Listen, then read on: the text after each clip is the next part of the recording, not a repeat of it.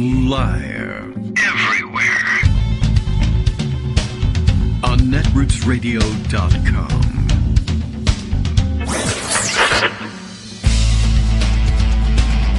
David Waldman. Kagro. In the morning. Now, here's David Waldman. Hey, good morning, everybody. How you doing? It is Tuesday, November 28th, 2023. Time for another show. It's Giving Tuesday, I guess, since we are marking all of the special days that have nothing to do with, I don't know, I guess they do have something to do with the holidays. Sort of, kind of, almost. But, I don't know. Everyone's running around saying it's Giving Tuesday, so we'll do the same because we like hanging out with those people. I don't know. And it's Giving Tuesday. It's charitable donations, I guess, is the giving behind this. However, if you just want to give stuff to me, I'd consider that to be very charitable too. We do survive on donations, essentially, here, although it's sort of like a subscription. But since we don't actually charge people for access to it, it really is sort of like a philanthropic sort of support. So there you go. We fit for Giving Tuesday. So an excellent time if you have not, or if you've been considering for some time joining as a sustaining sponsor of the show, and you want to do so at, let's say Patreon, patreon.com/KagroX, K-A-G-R-O-X, if you somehow are listening to this program this whole time and haven't figured that out.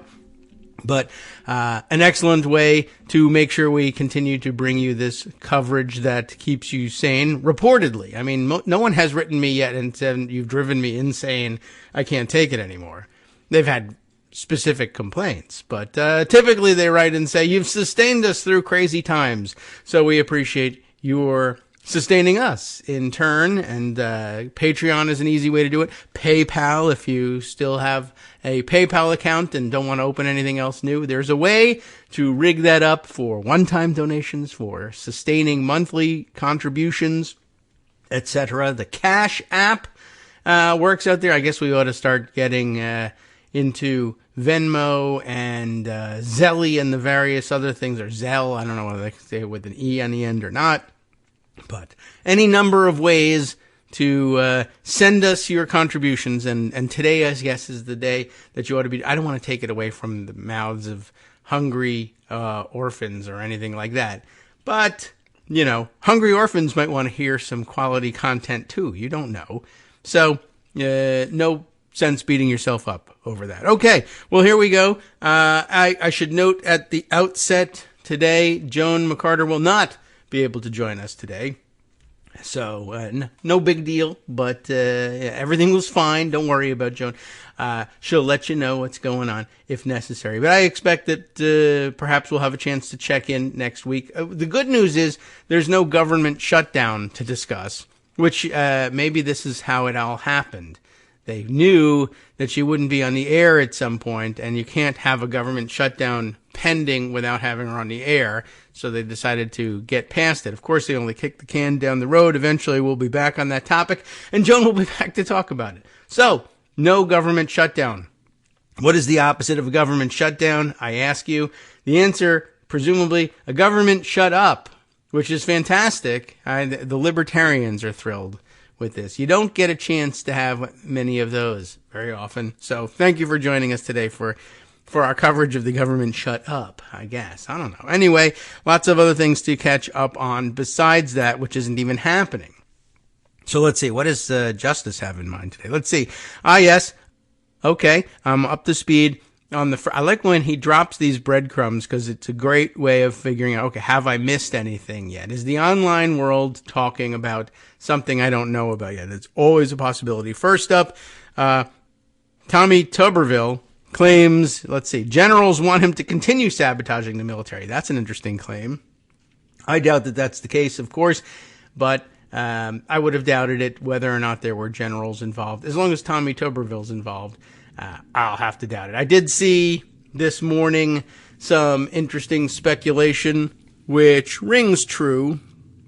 I don't know if it's a story or not. Is there something new about it, or just the fact that he's continuing with his blockading, or what? At any rate, the speculation, which seemed about right, was that, you should view this in light of the fact that we are currently approaching another presidential election.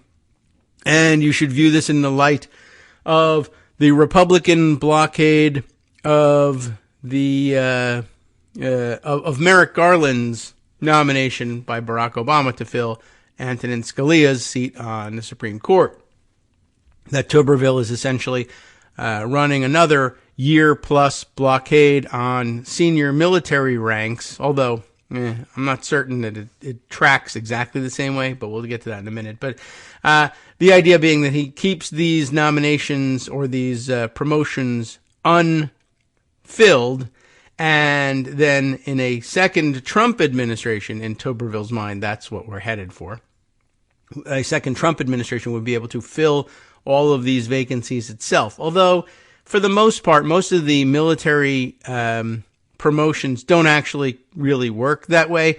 But you could kind of see a strategy in it, given that, yes, now I remember why it was mentioned. There is, in fact, a story, which is, it's unsurprising as Trump stories go, but the Associated Press, writing yesterday, let's say it was yesterday, so that we're up to speed on things. Yes, okay, so it was in fact published yesterday. The AP's Gary Fields reporting under the headline, Trump hints at expanded role for the military within the U.S. A legacy law gives him few guardrails. So that's always worrisome when he has few guardrails. But, Trump has, on the one hand, you should believe him when he says he wants to be fascist dictator of the United States. On the other hand, this is something he runs around saying pretty regularly. When I'm president, I'm going to have the strongest military, and we're going to be so good with the military. So good, you won't even believe it. And we're going to do this, and we're going to do that.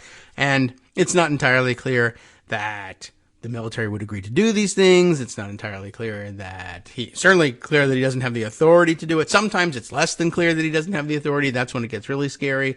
But it's also clear that he's an incompetent idiot, and, chances are about 75% on just about anything that he'll forget to do it, or someone will tell him, oh yeah, boss, we did that, and that's enough for him, and then he goes back to the French fries, whatever. But these days, this is something you have to be wary of, for sure, and that's what brought this up on social media. So the thinking being, he has this broad role envisioned for the military, whether or not they want to do it.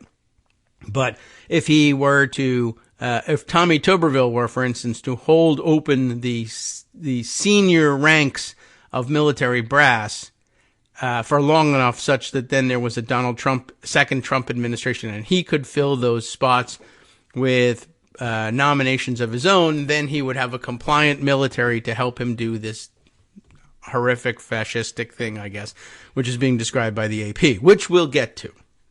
But it is a little bit different. Tuberville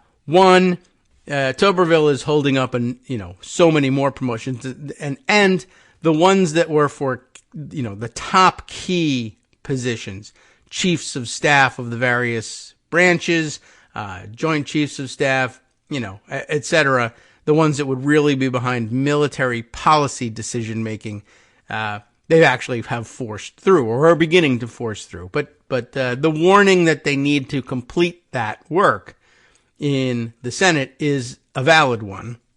They'll want to take care of all politically sensitive military positions. The vast majority of military promotions among the officer corps, I guess people don't often realize that it's the case that, yes, the Senate actually does have to approve of most of those things. So, yeah, if you're moving from, whatever, the officer corps actually requires Senate approval. You're being promoted to major from captain. Your name gets submitted.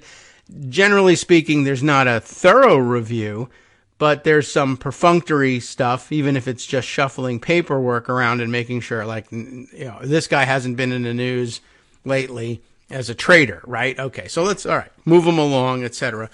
There are top brass positions, and of course being promoted to general and higher ranks of the general officers I guess, one, those are more politically sensitive, and two, presumably there's a little bit more vetting going on there.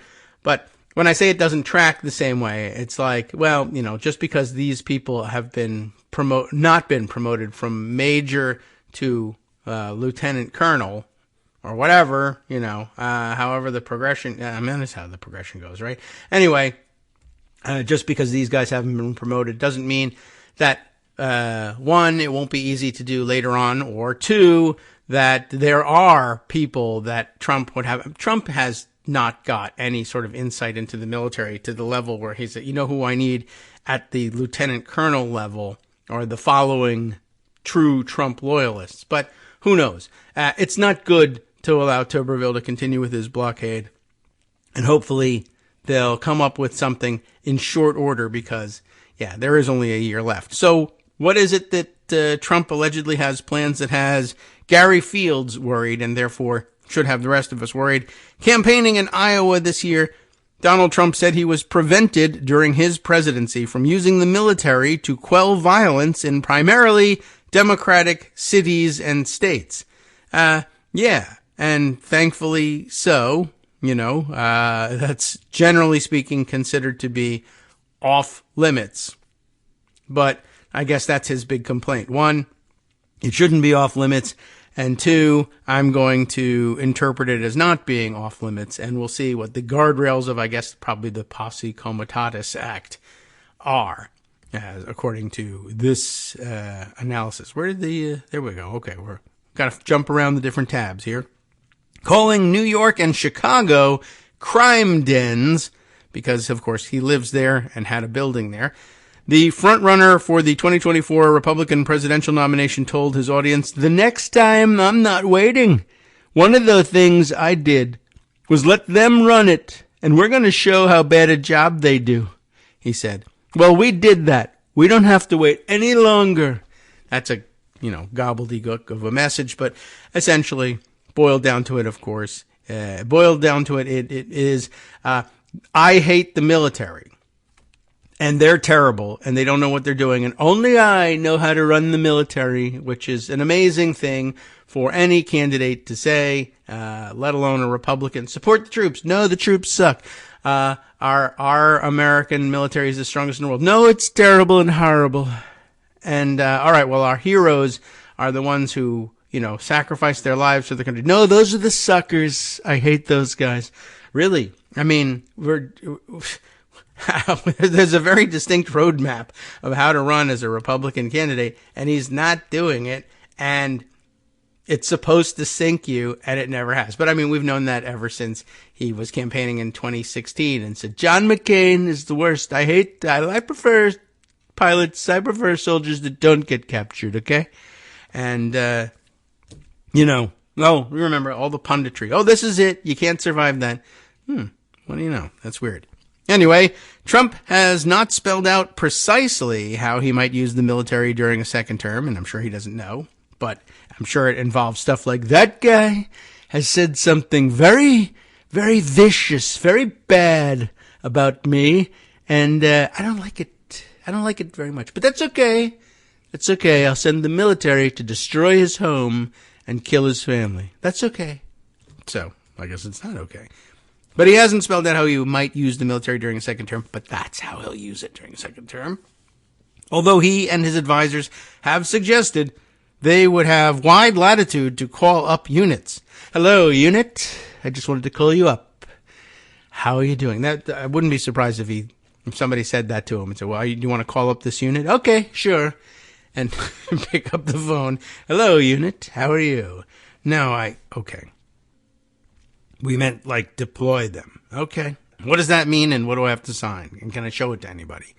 While deploying the military regularly within the country's borders would be a departure from tradition, the former president already has signaled an aggressive agenda if he wins, from mass deportations to travel bans imposed on certain Muslim-majority countries. I don't even know why you limit yourself, but okay. Yes, he has signaled that. A law first crafted in the nation's infancy which, the Supreme Court allegedly considers to be, sacrosanct. It's so old. That's why we have to pay deference to it. And, or possibly, sometimes they say, that law is too old. We shouldn't be paying any attention to it. But, the originalists of the Supreme Court, yada, yada, blah, blah, blah, will be, I'm sure, beside themselves, until they decide not to be and uphold his interpretation of it. A law first crafted in a nation's infancy would give Trump as commander-in-chief almost unfettered power to do so, military and legal experts said in a series of interviews. Oh, this is something else. So, they think a law first crafted in a nation's infancy actually makes it easier to deploy the military. That is interesting. Not the one I was thinking of. The Insurrection Act is the one they were thinking of. Ah, okay. I got you now. That, we've heard before. And, it allegedly allows presidents to call on reserve or active duty military units to respond to unrest in the states, an authority that is not reviewable by the courts. A perfect kind of authority. For Donald Trump, one of its few guardrails merely requires the president to request that the participants disperse. That ought to be easy. By the way, show me in the Constitution where it says that the officer corps can't just then refuse to do it, grab the president, drag him out of the White House, and tear him to pieces. I don't see it in the Constitution. There's probably laws against it, but hey, laws, schmaws, I'll pardon you. Well, I don't know. Somebody could offer them that. Sure. And or they could take over the country. So, anyway, I don't know. There's a long tradition of not having it work out exactly as planned when you take over the country and use the military to do it. And then they realize, hey, the key to taking over the country is in our hands. Maybe we should do something with this. Anyway, the principal constraint on the president's use of the Insurrection Act is basically political. Oh, well. That presidents don't want to be the guy who sent tanks rolling down Main Street. Oh, dear. Well, that's unlikely to dissuade Donald Trump because, of course, you may recall from his first administration that nothing excited him more than the prospect of, and he tried several times to order the military to send tanks rolling down Main Street. Anyway, that, according to Joseph Nunn, who I guess doesn't remember that or remember the famous speech about the Continental Army taking over the airports and ramming the ramparts, etc. But Joseph Nunn is a national security expert somehow with the Brennan Center for Justice. There's not much really in the law to stay the president's hand. Thanks for telling him.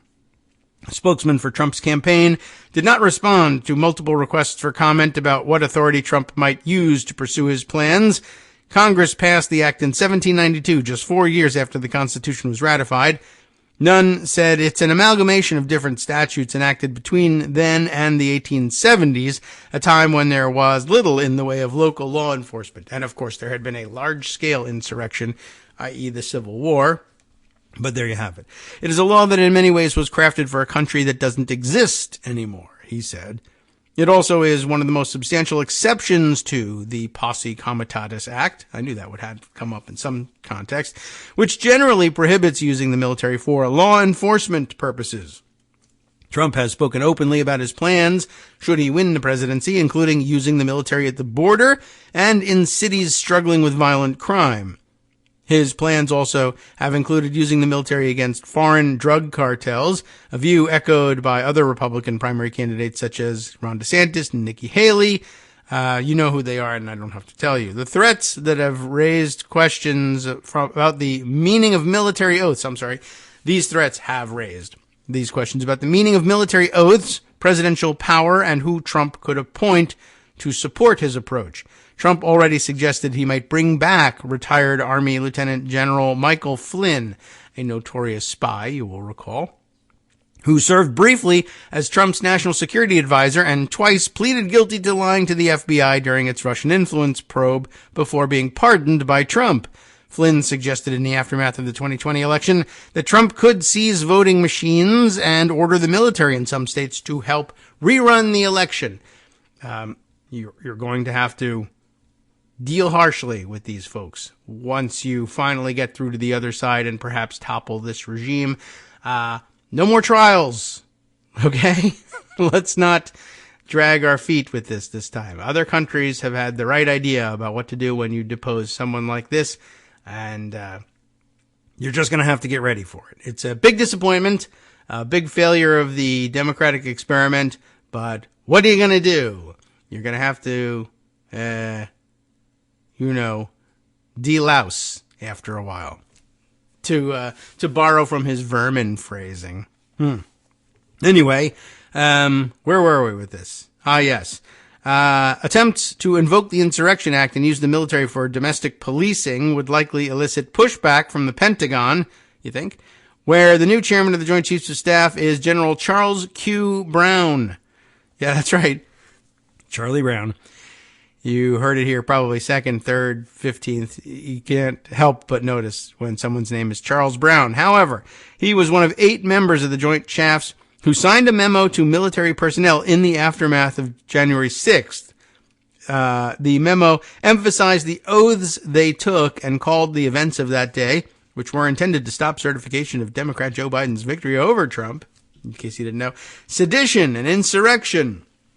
So they would be presumably supportive of being called out under the Insurrection Act, of putting down the activities of January 6th. Anyway, Trump and his party nevertheless retain wide support among those who have served in the military.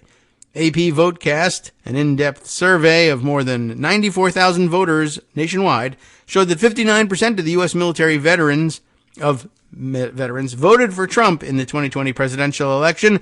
In the 2022 midterms, 57% of veterans supported Republican candidates because they're losers and we hate them very, very, very much. So just wanted to make sure you got that message so that you kept coming out 57% at a time. All right. Presidents have issued a total of 40 proclamations invoking the law, some of those done multiple times for the same crisis, Nunn said. Lyndon Johnson invoked it 3 times in Baltimore, Chicago, and Washington in response to the unrest in cities after the assassination of Dr. Martin Luther King in 1968. During the civil rights era, Presidents Johnson, Kennedy, and Eisenhower used the law to protect activists and students desegregating schools. Eisenhower sent the 101st Airborne to Little Rock, Arkansas, to protect black students integrating Central High School after that state's governor activated the National Guard to keep the students out. George H.W. Bush was the last president to use the Insurrection Act, a response to riots in Los Angeles in 1992 after the acquittal of white police officers, everyone remembers, who beat black motorist Rodney King in an incident that was videotaped. Wow, what a precursor that was. Repeated attempts to invoke the act in a new Trump presidency could put pressure on military leaders who could face consequences for their actions, even if done at the direction of the president. Michael O'Hanlon, director of research and foreign policy at the Brookings Institution think tank, said the question is whether the military is being imaginative enough with the scenarios it has been presenting to future officers. Ambiguity, especially when force is involved, is not something military personnel are comfortable with, he said. There are a lot of institutional checks and balances in our country that are pretty well developed legally, and it'll make it hard for a president to just do something randomly out of the blue, maybe, said O'Hanlon, who specializes in U.S. defense strategy and the use of military force. I get where he's coming from, and I'm sure he'd acknowledge this, but when we say things like, well, there's a lot of institutional checks and balances pretty well developed legally, it'll make it hard for a president to do something randomly.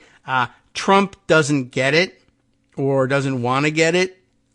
Or it could be that he's incapable of getting it, but whatever, he's just not going to receive that message. So like something to be well developed legally. Well, I don't care that it's well developed legally. I don't care how it's developed legally. I don't even understand legality. It doesn't matter. Being well developed legally is for nerds and losers. Like if I shoot you, the fact that it's well developed legally, that you have a case against me, doesn't interest me. I've shot you. You're dead. That's Trump's reasoning. And, you might have to just sort of fight fire with fire at some point. I think the military understands that and knows it. And hopefully, all you can do at this point is cross your fingers and hope it comes out the right way. Anyway. Let's see. O'Hanlon, who specializes in U.S. defense strategy and the use of military force, was it was Michael O'Hanlon from Brookings who brought us into that conversation. But Trump, he continues, is good at developing a semi-logical train of thought that might lead to a place where there's enough mayhem, there's enough violence and legal murkiness to call in the military. Democratic Representative Pat Ryan of New York, the first graduate of the U.S. Military Academy to represent the congressional district that includes West Point, said he took the oath 3 times when he was at the school and additional times during his military career. He said there was extensive classroom focus on an officer's responsibilities to the Constitution and the people under his or her command. That will, of course, just flat mean different things to people who tend to become Democrats and tend to become Republicans. Republicans will sit there and say, yeah, shooting into a crowd of protesters that I don't like is supporting the Constitution. They just will say that, and they'll believe that, and for as long as the bullets are flying, it won't matter whether the other side is correct or not. Anyway, they really hammer into us the seriousness of the oath and who it was to and who it wasn't to, he said. And I'm sure that they do that. Ryan said he thought it was universally understood, but January 6th was deeply disturbing and a wake-up call for me. Several veterans and active-duty military personnel were charged with crimes in connection with the assault. And I don't know, I guess they had just a different interpretation of that oath after all. And that can be problematic. All right, in comes the music. We'll read another paragraph or two and take our 2-minute break. Let's see. While those connections were troubling, the January 6th connections, he said he thinks those who harbor similar sentiments make up a very small percentage of the military. We hope that that's true. William Banks, a Syracuse University law professor and expert in national security law, said a military officer is not forced to follow unlawful orders. That could create a difficult situation for leaders whose units are called on for domestic policing. Quite so. Sup fam, it's your boy Darwin, aka Darwin_Darko, aka the most reasonable man in America, aka KITM's senior black correspondent. You might remember me from such recordings as Spacemen vs. Space Cadets and We Need to Talk About Joe Biden. Today, I want to bring you good news about that thing you've been struggling with. Do you suffer from giving too much of a damn? Do you turn on the series of tubes and find yourself outraged at the particular way some news organization strung some sentences together only to realize, nope, this is not some fictional hellscape? Well, guess what? You no longer have to accept the life of giving too much of a damn.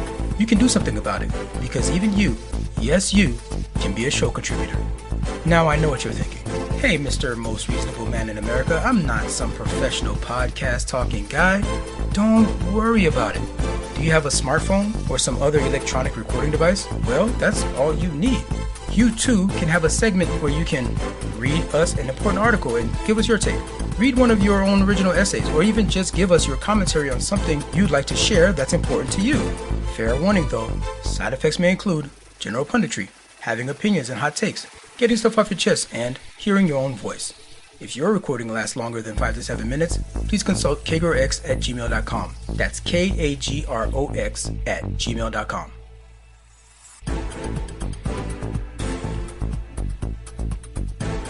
All right, welcome back now to the Kagro in the Morning Show here on Net Roots Radio.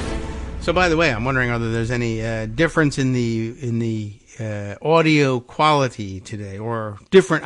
Not the audio quality per se, but whether there are different qualities to the audio. That's a subtle difference. And we're experimenting with a new chair here, which actually, the height is adjustable, but it's, I don't know, this one starts out way up high and puts me, right, at a different level, for one thing, with the microphone, directly, straight into my mouth here at this point.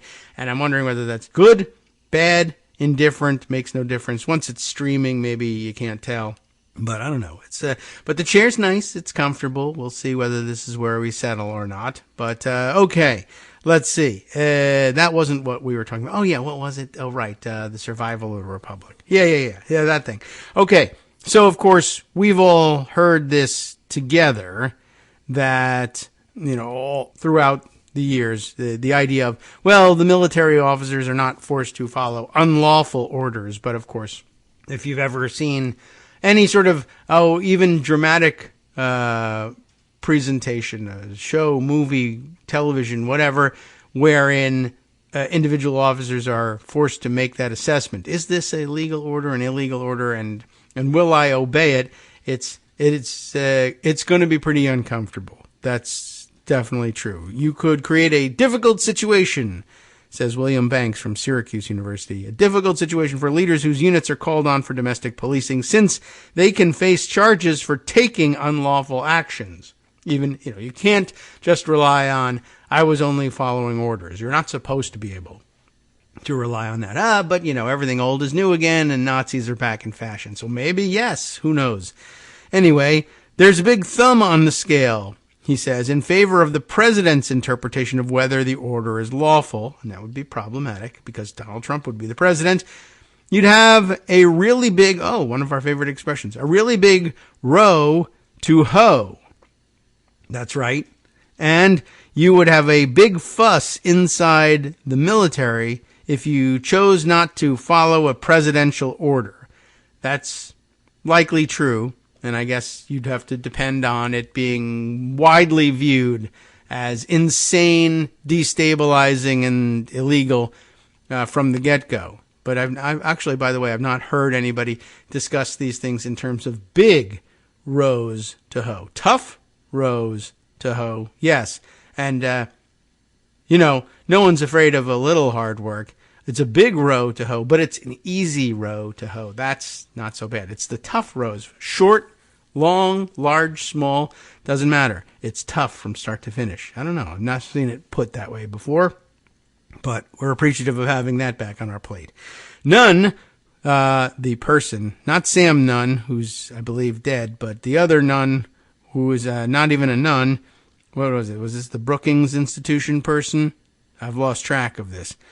Maybe that was O'Hanlon from Brookings. Yeah, who's Nunn? I have to go back now and find out. Dang it, it's been a while. Let's see. Do we care? Do you care? I don't know. The person's name is Nunn. Is there any more that you need to know? I'll hand you the article and you can scan it yourself, although now I've gone so far back and wasted so much time that I still don't see it anywhere. All right. Well, it's just that easy to overlook a short surname. There it is. Joseph Nunn, a national security expert with the Brennan Center for Justice. Now we're back to Nunn. It's an interesting thing that they do.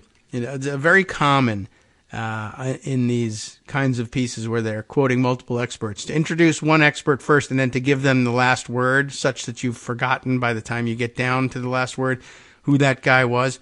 And if you're just reading it for yourself, nobody cares, which is the vast majority of how this stuff is being read. Not enough journalists write with me in mind. That's a problem. Nunn, who has suggested steps to restrict the invocation of the law, that being the Insurrection Act, said military personnel cannot be ordered to break the law. Well, that solves it. Members of the military are legally obliged to disobey an unlawful order. At the same time, that is a lot to ask of the military because they are also obliged to obey orders, he said. And the punishment for disobeying an order that turns out to be lawful is your career is over and you may well be going to jail for a very long time. The stakes for them are extraordinarily high. I agree. That's true. It's difficult. Boy, it would be an awful thing for somebody to risk everyone else's careers in order to consolidate personal dictatorial control in the United States. And further, it would be even worse if these officers correctly assessed that the orders they were being given were illegal, but what they didn't know was that they were in fact pre-wrong, and that the courts, at least those appointed members of the bench appointed by Donald Trump or like-minded conservatives, would simply say, yeah, I know you were raised in this tradition that would have considered this to be a blatantly unlawful order, exactly the sort of thing that, in fact, you may have been instructed during your days at the military academy not to follow. But guess what? We actually consider them lawful orders, despite all your training, and now you're going to be thrown in the stockade and or executed, whereas Donald Trump, who was in fact pre-right this whole time, will be glorified, lauded, and extolled and of course, given state honors at his funeral. Okay, well, there you go. Just wanted to point that out to you. There's some danger lurking in all this, and it's disturbing Justice Putnam to no end, who is sending a couple other observations, and we're going to have to go on to some of these things here as well. Kyle Cheney, following developments in the Fulton County case that bears some relevance here. And let's see, what else? Justice just threw this out in the end toward a comment about our conclusion on this article. Military take an oath to the Constitution first. Obeying presidential orders is further down the list. That's true. But, of course, for one thing, of course, courts could say, hey, to hell with all of that. Or, it's on the list, so what do you want? Or, they could go hog wild with it. Well, you see, there's this thing that I know about, I don't know. Several of the founding fathers once told me in a dream that they listed things in reverse order of importance back in the 1700s. And we know that because we're originalists, and you don't because you're dumb and went to Ivy League schools. And you know how much we hate elites and how wrong they are. So the truth is that the things that are listed last are most important with respect to oaths in the military. If it turns out that it's important to us later that things that are listed first be more important in another case, then those are more important. You know how the Gimitarian interpretation of these things will be. But there you have it. It's out there. And, we hope the American experiment continues for a little longer than Donald Trump does. Okay, so what was the Kyle Cheney thing that he was referring to? I will tell you. Empty Wheel is banging on about this as well. Lots of people covering this story. There was apparently a late night filing. Oh, this in his D.C. case. Okay. And I think Marcy was talking about something else that had to do with, although I guess it's all Jack Smith stuff, actually. But she was, I think, highlighting how it would create problems for him in his Georgia case as well, which is not unexpected since they're about the same thing. They're just taking different legal approaches to charging Trump and his accomplices with similar activity. But Kyle's talking about the D.C. case. In late night filings in his D.C. criminal case, Trump posts a letter from prosecutors that indicates Biden declined 5 times to assert executive privilege over testimony from Trump administration witnesses like Meadows, Pence aides, and Pence himself. So let's see what Kyle's talking about here. There's a screenshot here from the filings. The defendant was party to 5 miscellaneous matters regarding assertion of the executive privilege. Attachment to filings in those 5 matters included letters from the incumbent White House declining to invoke executive privilege over certain witness testimony. The defendant already has these materials. All right, yes, so this I recognize from what Empty Will was talking about. Trump has filed some motions in the D.C. case making demands for discovery of certain materials that I guess have not yet been provided to him, but which Marcy argues persuasively are irrelevant to the case that are that he's asking for them in, and also would perhaps in some cases contradict the things that he was claiming as defense in the Georgia cases.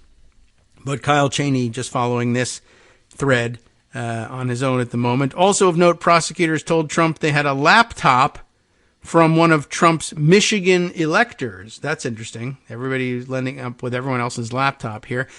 What's happening here? The investigative team was also provided a laptop by one of the defendant's electors in Michigan. We have reviewed the laptop to identify and produce in discovery materials related to this matter.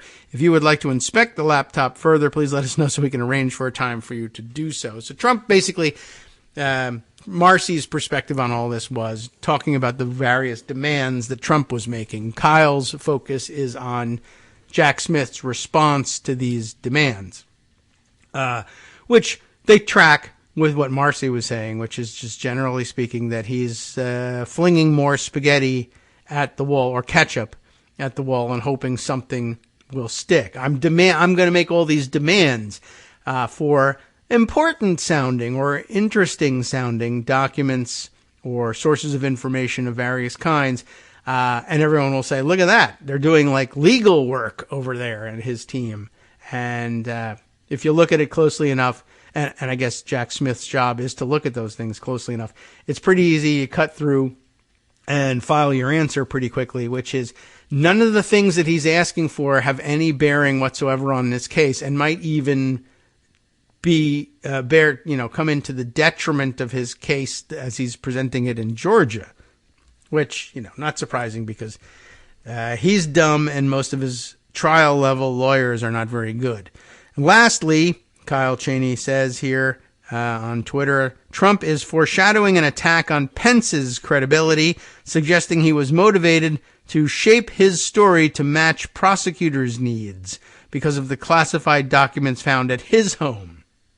Because he was in huge trouble for that, which, in fact, he was not. But Trump's theory of the case is Pence really was in enormous legal jeopardy because of the classified documents found at his home, and that he cut some sort of a plea deal not to be charged with anything serious, or not to be charged at all, in fact, for retaining those documents in exchange for faking up a story to frame me, your favorite president, as being guilty in one or more of the 91 counts pending against him in various jurisdictions.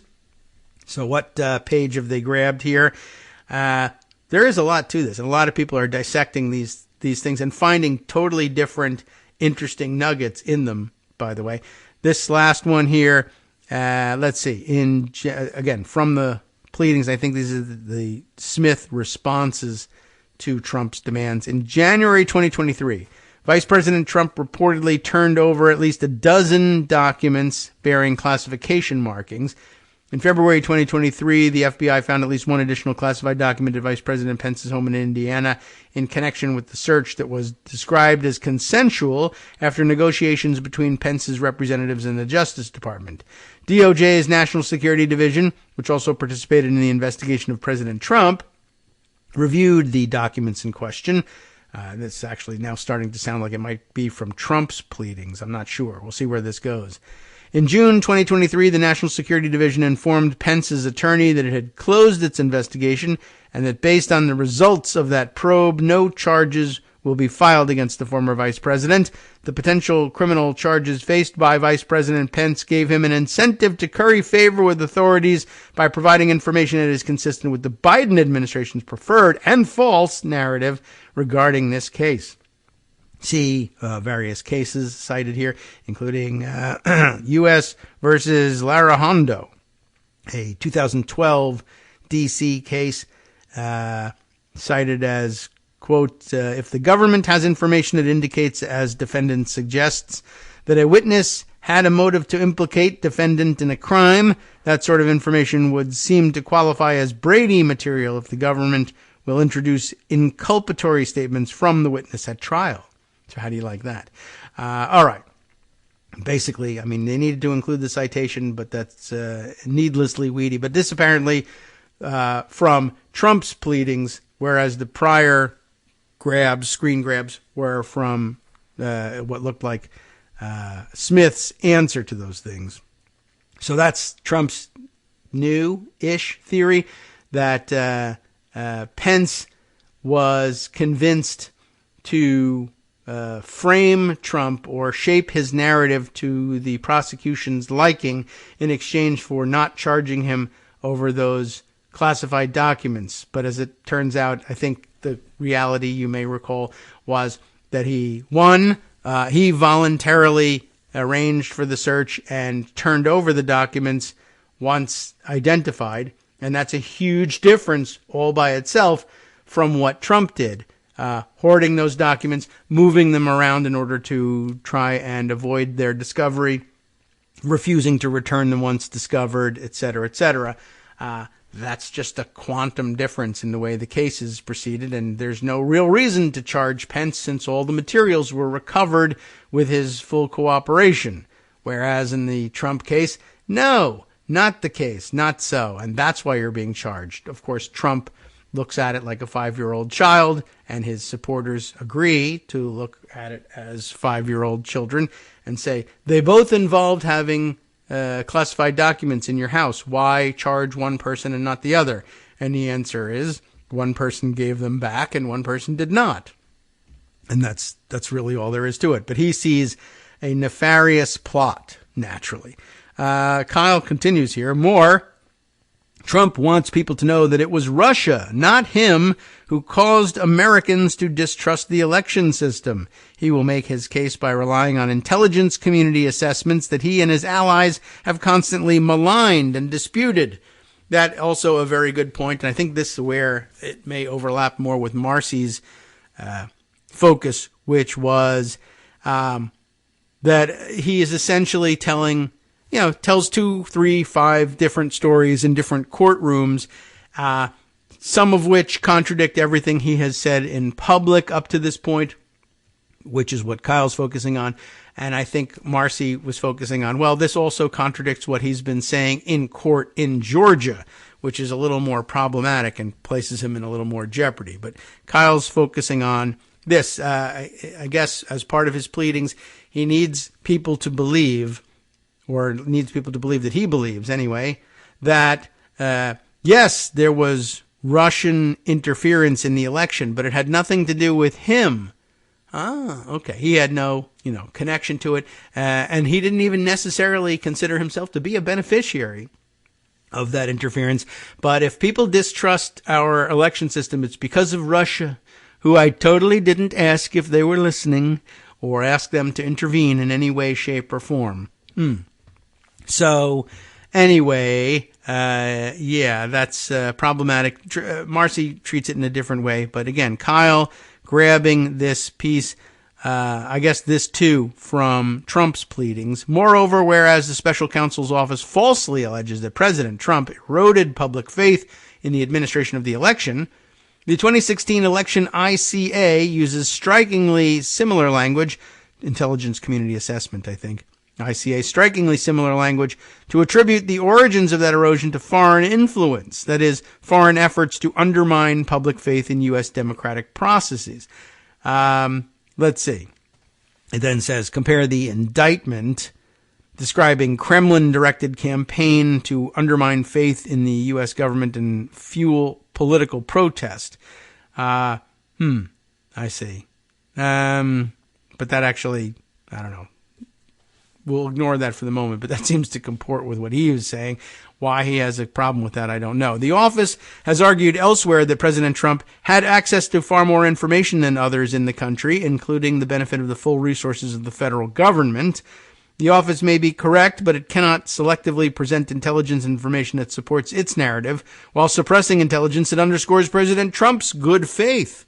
Thus, President Trump is entitled to the detailed information supporting the conclusions in the 2016 election ICA, including specific intelligence on key elements of the influence campaign, in order to demonstrate to the jury that he did not create or cause the environment that the prosecution seeks to blame him for. For similar reasons, and because President Trump is entitled to evidence demonstrating that his concerns were genuine based on the steps he took in response to the 2016 election ICA, the prosecution must disclose the additional materials described in the classified supplement. So, all right, he wants an unredacted version of the intelligence community assessment of the 2016 elections so that he can use it to demonstrate that it was Russia, but not Russia and Trump working to help Trump win the elections, but just Russia, for some reason, working to elect Trump and undermine Americans' confidence in the democratic system and voting, etc.,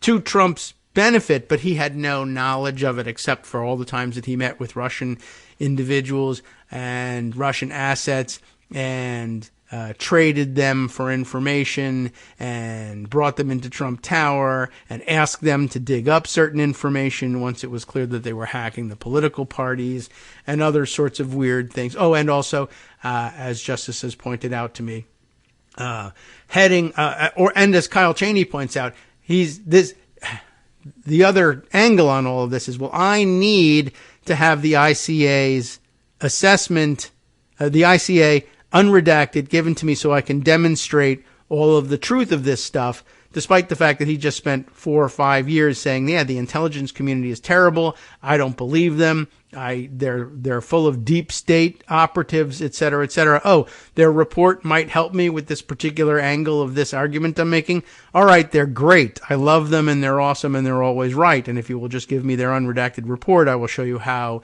it says very, very good things about Trump, which I like, which is nice. It's okay when they say bad things. I'm okay. I'm a big boy. I understand these things. But when they say good things, I want to have those things, and then I want to have them arrested when they say the bad things. That's not hard to understand. It's very easy.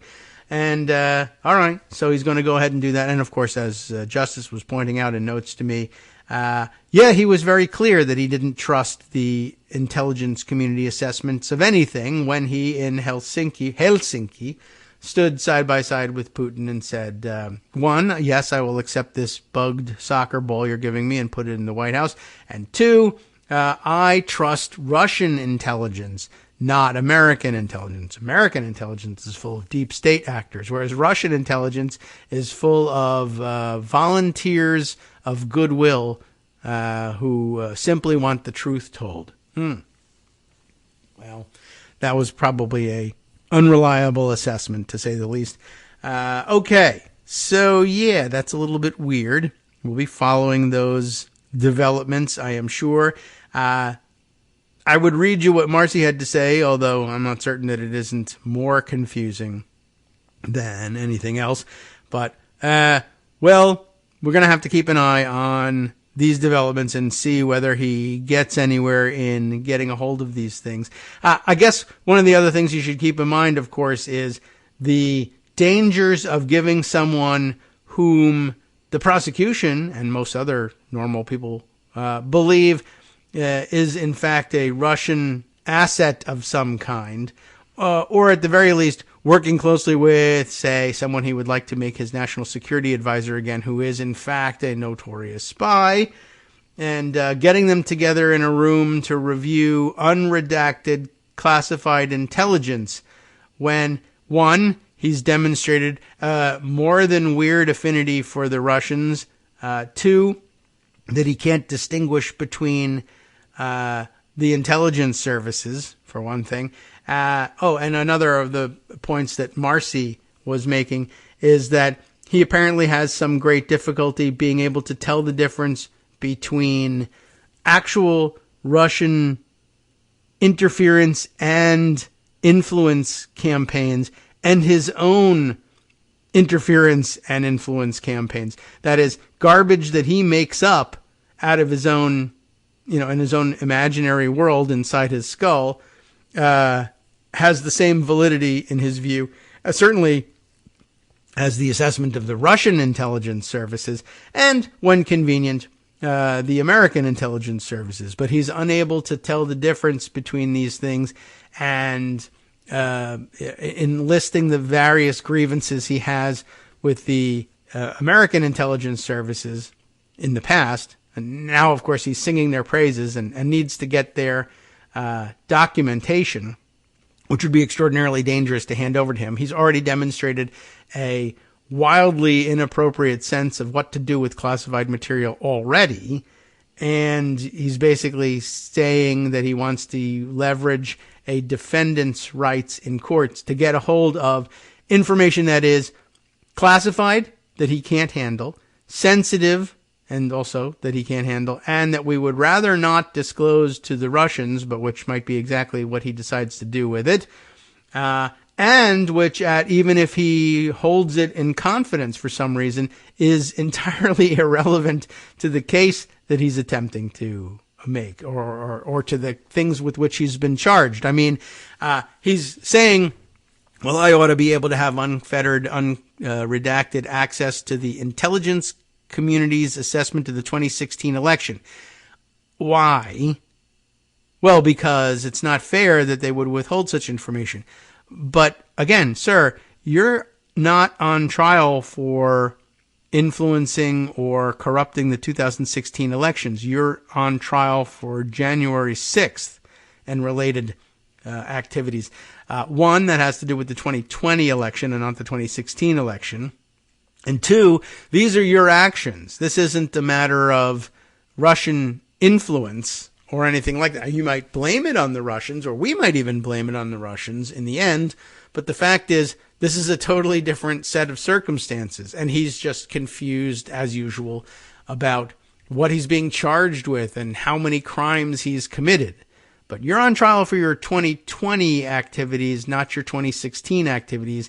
So your motion to disclose information about your 2016 activities, which one, you already know about because you were involved in those activities, and two, is not relevant to this case, is hereby denied. Oh, you can see this judge, he's insane, he hates me. We're talking about DC. She hates me. Okay. Change that because pronouns are important to me. All right. That is very interesting, to say the least. So we'll be keeping an eye, or 18, on those developments and trying to straighten those things out. By the way, there was another bit of information that came out of this insanity from Sarah Posner's reading of things on Blue Sky. She has noticed this thing from the ABC News reporting on this situation. And what do we got here?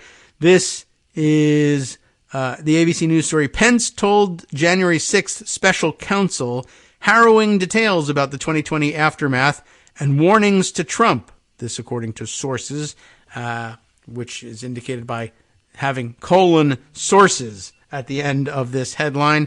This is Catherine Falders, Mike Levine, and Alexander Malin, M-A-L-L-I-N, reporting for ABC News. The former VP is the top official known to have spoken with investigators, but let's get right to the part Sarah Posner found so interesting. Tweeting here, TFW, that feel when? Is that right? How we phrase that? When you didn't proofread, and the fate of the Republic, thank you very much, my third attempt, hangs in the balance. Plus, I'm late on the music. What are we talking about? It is this screen grab. Speaking with Smith's team, Pence insisted that his loyalty to President Trump at the time never faltered, yada yada. Sources said the investigation's questioning became so granular at times that they pressed Pence over the placement of a comma in his book. But sounds like they're real super jerks, right? Well, when we get back, we'll tell you why they're not.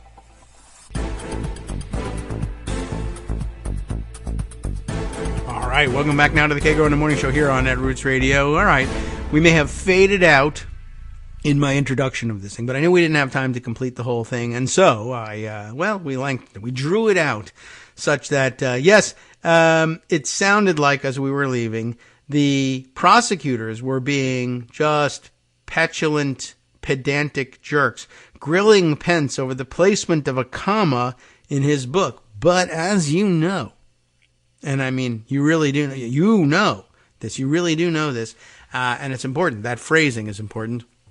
You know that commas can make a big difference, and you could absolutely see people fighting in court over the placement of a comma, and here, in this case, I think you will agree. When recounting a phone call, it is said, a phone call with Trump on Christmas Day 2020. Merry Christmas, please overthrow me. But the message was not received. But anyway, Christmas Day 2020, Pence wrote in his book. Remember, he wrote a book. You probably don't. I mean, you probably say, oh, yeah. I mean, I don't remember that he wrote a book, but he probably did write a book. I mean, because that's what vice presidents will do. I'm sure no one I know read the book because it was Mike Pence's book. And really, honestly, who cares? Well, now it's important. Look at this. Pence wrote in his book that he told Trump in the book, this is how it says it. And remember, this is about a comma, so I'm going to have to tell you where the comma appears. Otherwise, it won't make any sense to you. Except in my inflection in the reading. And that's what commas do. They give inflection to the reading. And that gives context.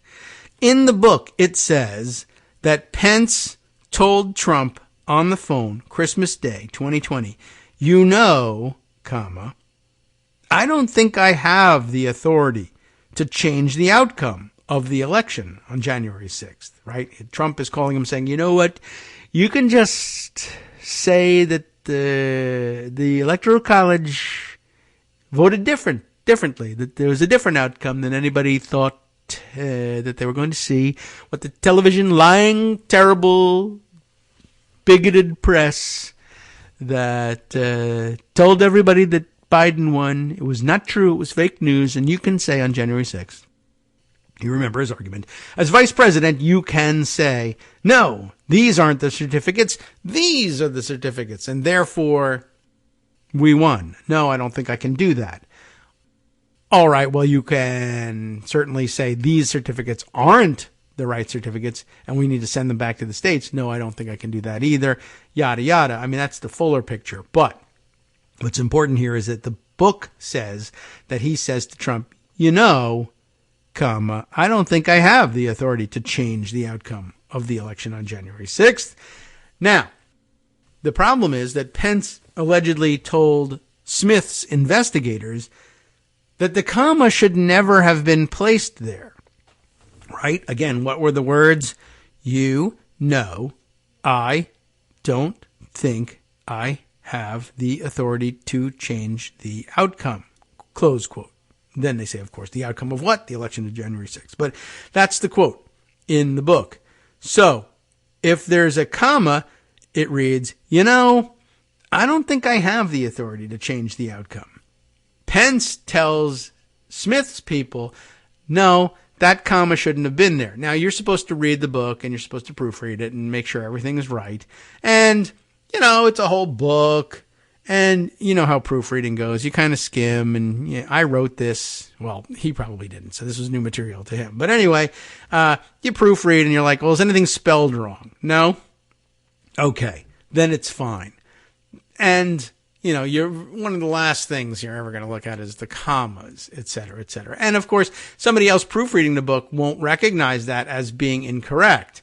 You had to have been there and been inside Pence's head, not on top of his head like the fly, but in his head, and to know that there would be anything wrong with this. So you would let this go easily, no question. Now, this is, I don't know. I mean, this shows some intelligence on Pence's part, the fact that he could even recognize this and latch onto it, which it could be him covering his ass. But if it is, he's the only one of this whole bunch of people who's able to read something and say, oh, actually, that's not favorable to me. I want that to be changed. Trump doesn't even recognize this about himself. So Pence allegedly told Smith's investigators that the comma should never have been placed there. In other words, according to sources, Pence told Smith's investigators that he actually meant to write in his book that he admonished Trump, and it would be read this way: I don't think I have the authority to change the outcome. That is different, suggesting that Trump was well aware of the limitations of Pence's authority days before January 6th, a line Smith includes in his indictment. That's going to be interesting because, look, Pence's actual written words, Trump's defense is going to pick that up. Now, Jack Smith will be presenting in court. Trump knew that the vice president didn't have this authority or should have known at any rate, but he actually did know it. He was personally already previously aware of this fact, and yet he continues to press for it. And the jury is entitled to ask in their minds. They won't ask in the courtroom, but the defense attorneys will pose this question. How do you know that Trump knew that Pence didn't have this authority? We say the opposite. He says that he was fairly certain that Pence did have this authority, and he truly believed it, if that makes any difference, which it probably doesn't. But, Smiths will be hard pressed.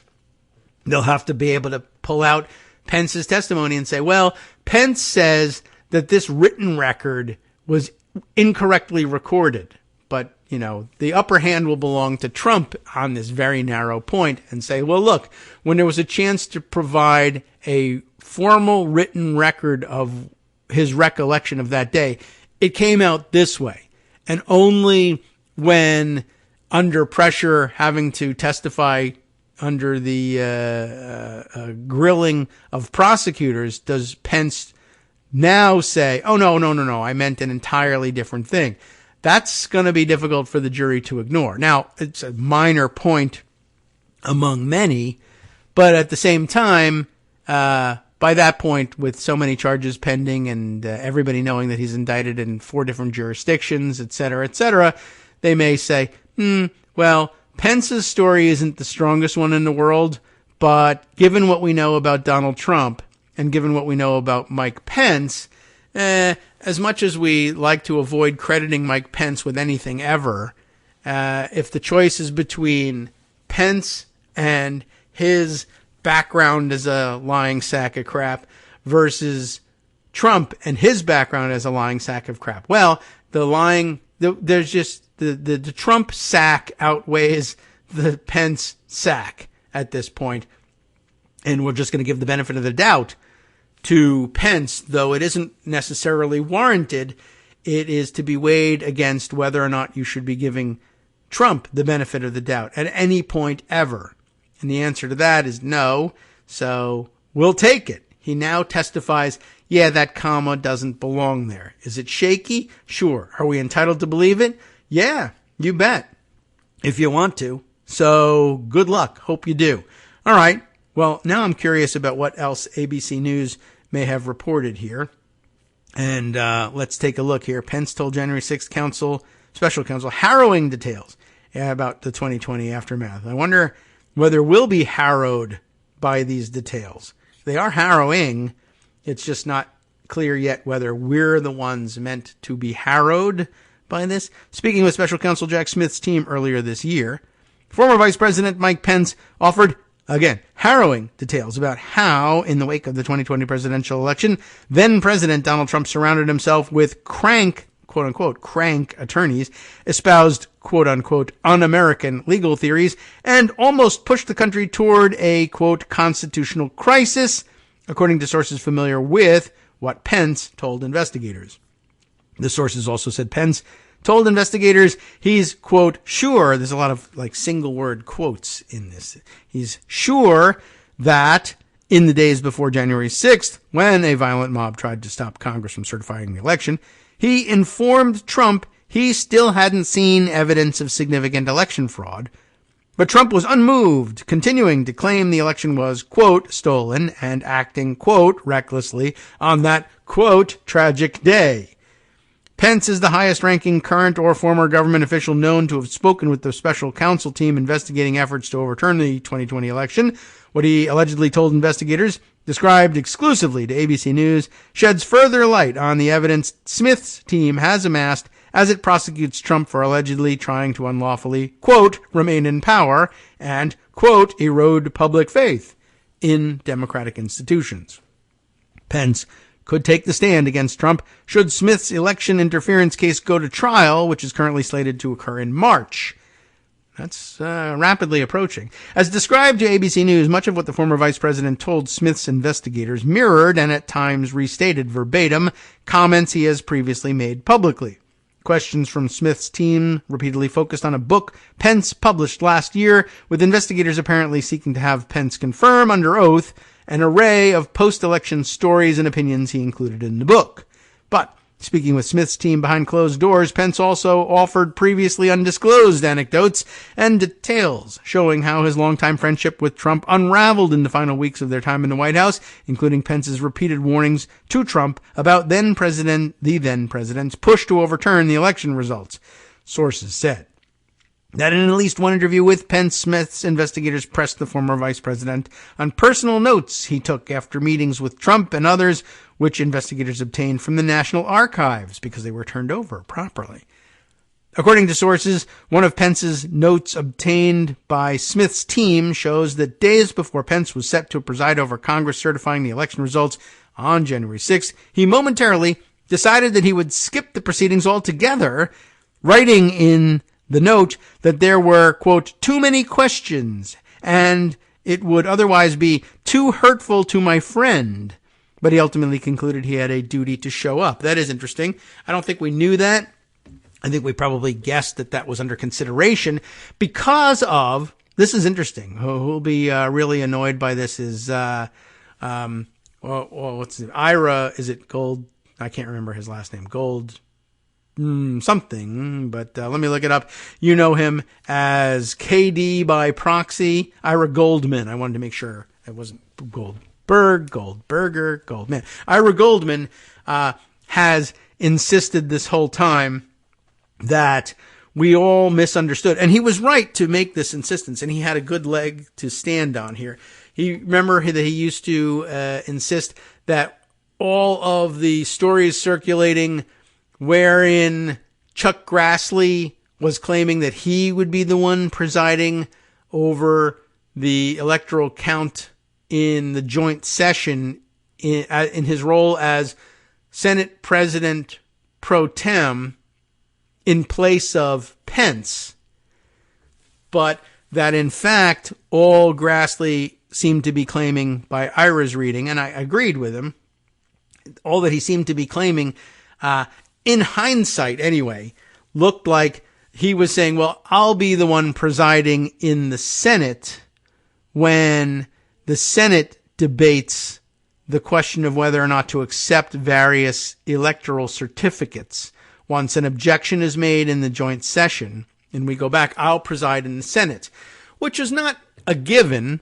And the vice president certainly could assert his constitutional prerogative and preside over the debate in the Senate. But you could see where he might want to step aside from that and allow Grassley to preside over that.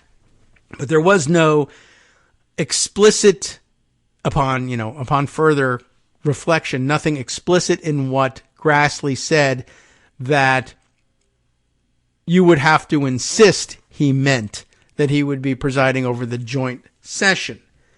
But this is the first piece of information I've seen that could cast that into doubt, that there was, in fact, some consideration on Pence's part of not showing up for the joint session.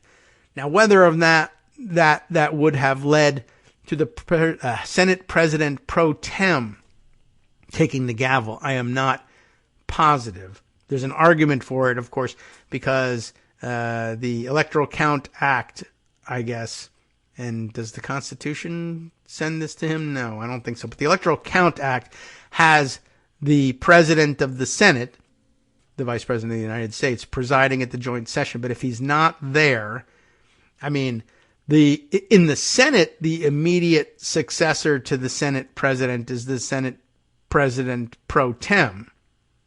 Yes.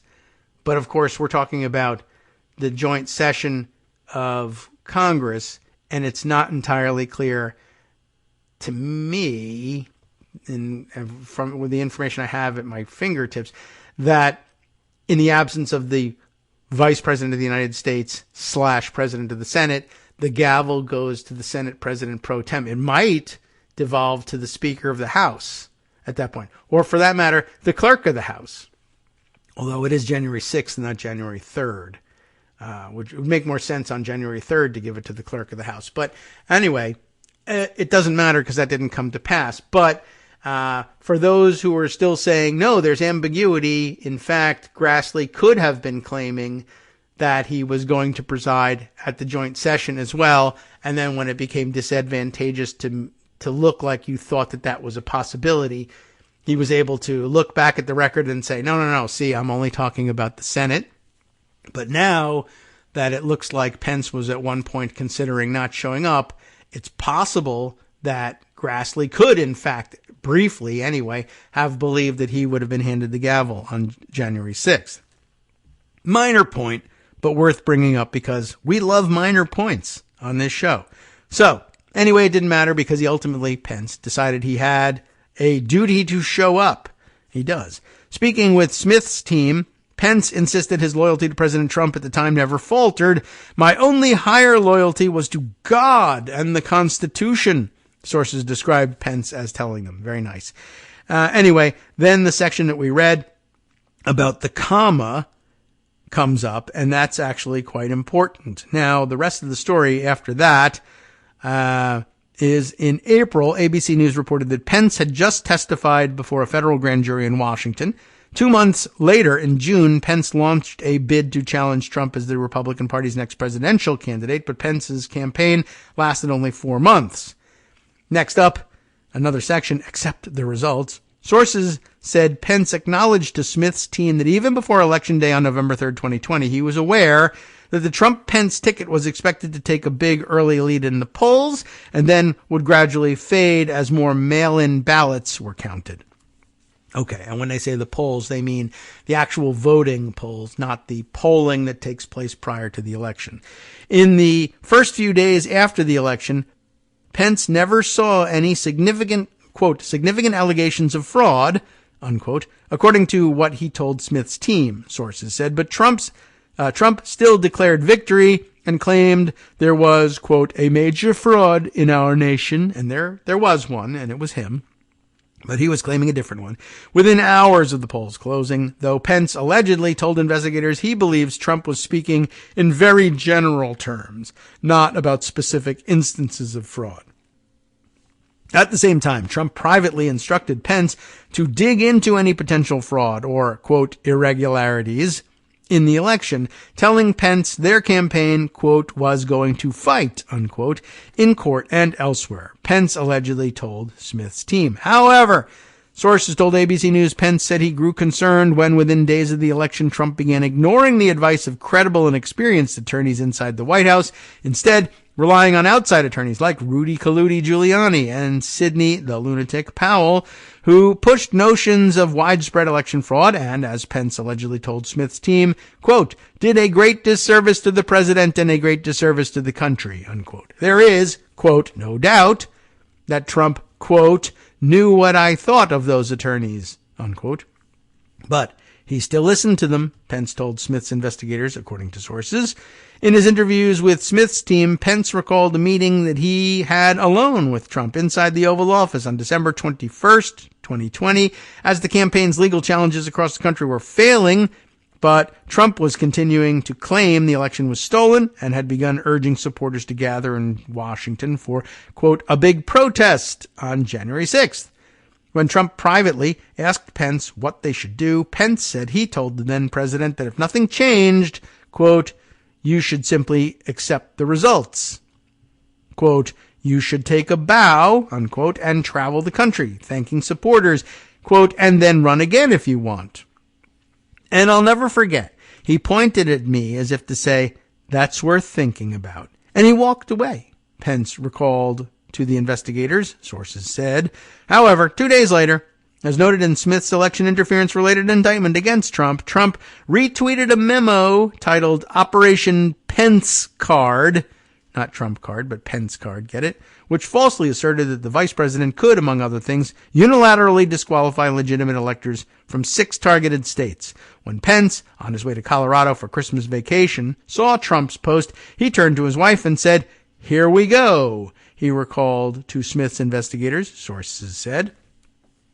Next up, no idea more un-American. Let's find out the context of that one. I think we can guess. As Pence described it to investigators, according to sources, he understood by late December 2020 that the Trump campaign had run out of legal options in its fight to remain in power, but he urged lawmakers to raise potentially credible allegations of fraud during the upcoming proceedings on January 6th, when Pence would be presiding over Congress to certify the election results and decide whether to reject any votes.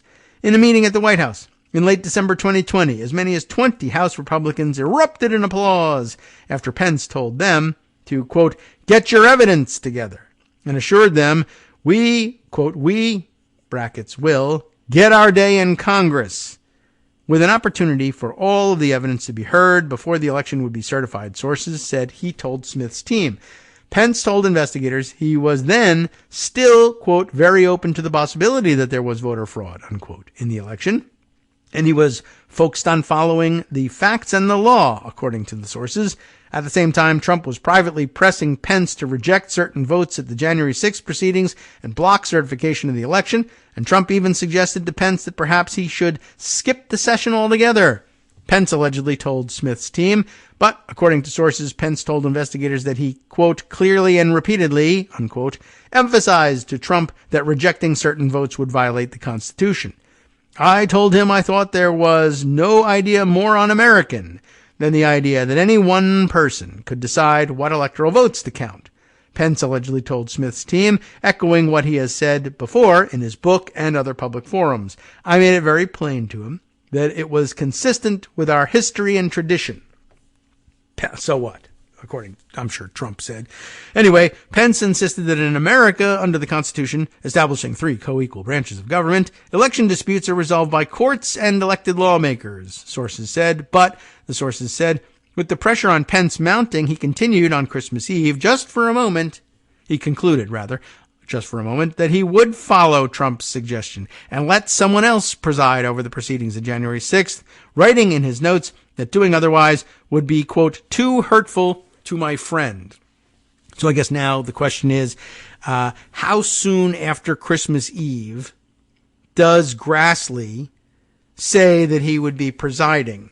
And if it's, a day or two following Christmas Eve, it could be that he was, in fact, reacting to having heard through various channels that Pence was considering not presiding.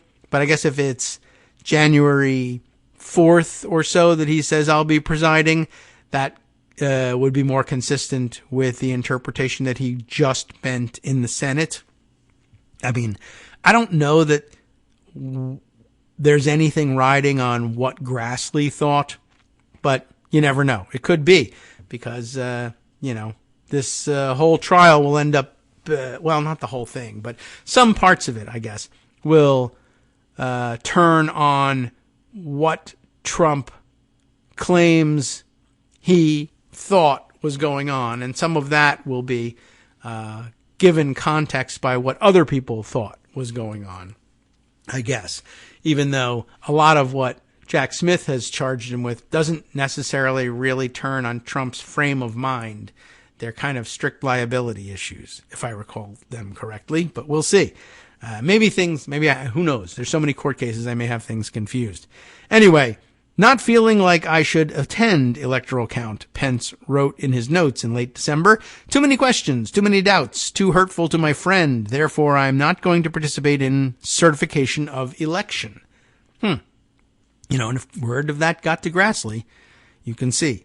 Anyway, then, sitting across the table from his son, a Marine, while on vacation in Colorado, his son said to him, Dad, you took the same oath I took. That's interesting, because just the other day we were talking about how different the presidential oath is from other oaths in the context of, again, Colorado, the judge in Colorado saying, maybe the president isn't an officer under this definition of the I read in the 14th Amendment, et cetera, et cetera. And more on that, waiting in the wings, by the way, of course. But interesting. I mean, I don't know if the vice presidential oath is different substantially from the presidential oath.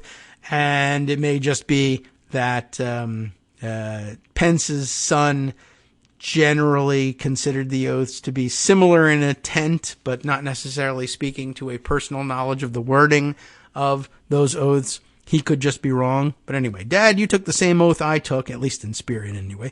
And it was, quote, an oath to support and defend the Constitution, Pence recalled to Smith's investigators, sources said. That's when Pence decided he would be at the Capitol on January 6th after all, according to sources. Next section, Trump, quote, acted recklessly. Smith's federal indictment against Trump, filed in August, repeatedly refers to Pence, including Trump's unsuccessful efforts to enlist him. The indictment says Trump claims of outcome determinative fraud in the election, quote, were false, and Trump, he, knew that they were false, unquote, in part because Pence, quote, who personally stood to gain by remaining in office, unquote, already told Trump, quote, he had seen no evidence of outcome determinative fraud, unquote. Senior White House attorneys, senior Justice Department officials, senior staffers on Trump's campaign, officials at the Department of Homeland Security, and state and federal courts, not Department of State, but state and federal courts across the country had offered similar assessments to Trump, the indictment notes, but Trump repeated claims of widespread election fraud anyway to among other things, quote, create an intense national atmosphere of mistrust and anger, unquote, according to the indictment. Now, of course, Trump offering that it wasn't me doing all of that, it was Russia. Russia. All of a sudden, he's a Russia conspiracy theorist. And his public statements on the morning of January 6th, Trump, quote, directed, unquote, supporters to the Capitol, quote, to obstruct the certification proceedings and exert pressure, unquote, on Pence, the indictment alleges. That's, of course, not what Trump said to his supporters that morning. After it became public on the afternoon of January 6th that Vice President would not fraudulently alter the election results, a large and angry crowd, including many individuals whom the defendant had deceived into believing the Vice President could and might change the election results, violently attacked the Capitol and halted the proceedings, the indictment says. But you're familiar with that. There is more, of course. We'll wrap that up and wrap up our own survey of other news next. Hi, everybody. It's me, David Waldman. Yes, the same guy who interrupts you all the time. Interrupting you one more time just to tell you again, another reminder that your contributions are what keep this show on the air, and Patreon.com, Patreon.com, is still among the easiest ways to make the sustaining subscription donations that keep us afloat. Are you ready for the pep talk about how our Patreon campaign is still going strong and growing? Well, too bad. Yeah, the plain fact is we actually are headed in the wrong direction, and whereas we once had about 175 monthly patrons, we're now actually down below 150. Time to recruit some more. Not exactly the kind of news I wanted to share, but there it is. For those of you in a position to support the show, Patreon.com does make it easy to make those secure, recurring monthly contributions to do so. Patreon.com/KagroX gets you straight to our donation page. We've been through a lot together. The worst of the pandemic, we hope. The worst of the insurrection, we hope. So go ahead and treat yourself. You don't need an excuse. Give yourself the gift of a little something you enjoy in life. Support the show. And of course, if you happen to prefer using PayPal or even the Square Cash app, we're up and running on those options too. So thanks again, everyone, for all your support. We couldn't, or at least shouldn't, do it without you. Hope you'll be on board soon too. Thanks for all your support.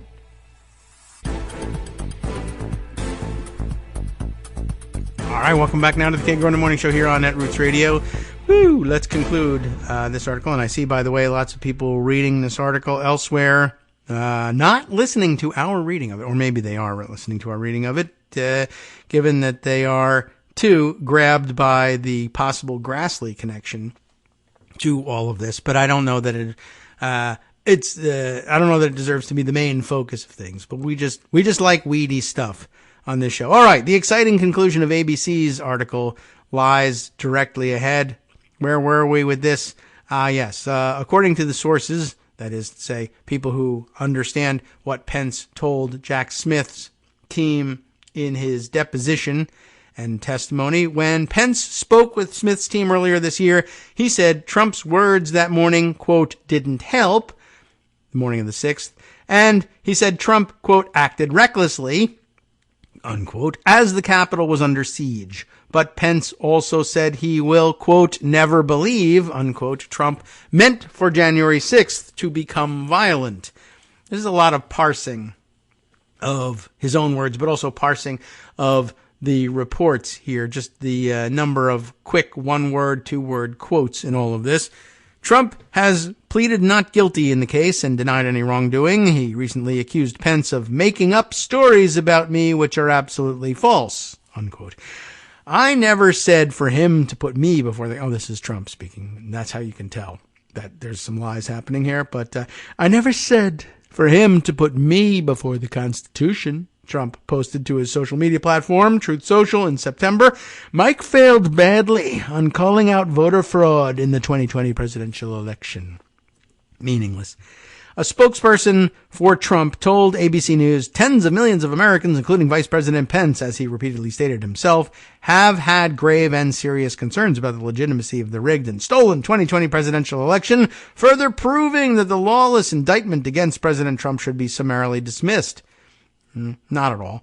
Pence has never described the election as stolen, quote unquote stolen, and in his public statements, as well as what sources said he told Smith's investigators, he has said he didn't have concerns about widespread fraud, but instead irregularities in how elections were managed. A spokesperson for Smith and a spokesperson for Pence both declined to comment to ABC News. That's the end of it. Interesting thing to close on there. Pence is essentially adopting the Mike Johnson approach to things, which is to say he still may have thrown out the results, but on different grounds. That if you could prove to me that certain irregularities had happened, not voter fraud. I don't necessarily believe that the ballot boxes were stuffed. I don't necessarily believe that influence campaigns may have done this, that, or the other thing. I don't believe that there were dead voters or that there were immigrant, unregistered and non-naturalized citizens voting in the election. None of that. I instead adopt the position that Mike Johnson, the totally reasonable, quiet, smiling, intellectual version of things, which is that because the Constitution, in my view, demands that all details of how an election are conducted in the states must be dictated by the legislature and no other source, then we might have a problem, i.e., the independent state legislature theory, which, again, in their view is if you use red ballot boxes to collect votes, but the state legislature has nowhere dictated that the boxes be red or rectangular for that matter, then those decisions were made outside of the context of the state legislature and therefore are unconstitutional. And despite the fact that that wouldn't change at all who people voted for and how many votes were actually cast for one candidate or another, it'd be immaterial to that. But in their view, the Constitution requires that the state legislature define everything that has to do with how the election is run. And if it doesn't, then the results of that election are constitutionally suspect and therefore could be thrown out on January 6th on that basis. That means that's the position that Mike Johnson and here Mike Pence is hinting that he could have been convinced to adopt, but he didn't for whatever reason, and neither did Mike Johnson. In the end, he could convince no one of this. But it's a too clever by half version of the same thing. If you're too uncomfortable asserting Trump's stories that thousands and thousands of illegal ballots were stuffed into they had bamboo fibers and dead people, all this nonsense that people like Sidney Powell were willing to say, or that things were changed by computers and satellites from Italy or China or Spain or the Venezuelan vote machines or whatever, any of that nonsense. If that was too embarrassing to you, you could rely on the respectable, independent state legislature theory. I'm just saying that, even though none of this had any material impact on how people voted. But yeah, it comes down to that they insist that any rules that, particularly those rules that accommodated voting in the middle of a gigantic pandemic that had just a month prior nearly... too bad about that. But didn't succeed in killing the then president of the United States, who was a COVID denier, the supreme COVID denier at that point. I do wonder sometimes how things would have been different just in the public health realm, not even getting into the political realm. The things that could have changed if the denier-in-chief had been killed by the disease in front of all of his fellow deniers. Not that I believe it would have changed their minds. They would have said he was assassinated by Biden, for instance. They might have said.